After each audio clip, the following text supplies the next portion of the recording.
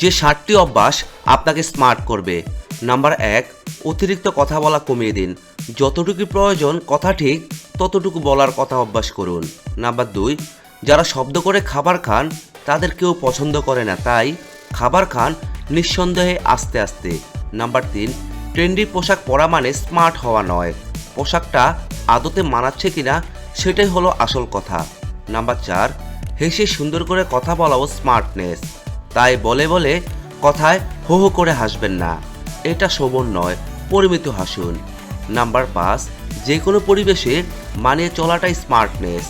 আপনার মনের অবস্থা যদি খারাপও হয় ভালো ব্যবহার করুন সবার সাথে, অল্পতে বিরক্ত হবেন না বা রেগে যাবেন না।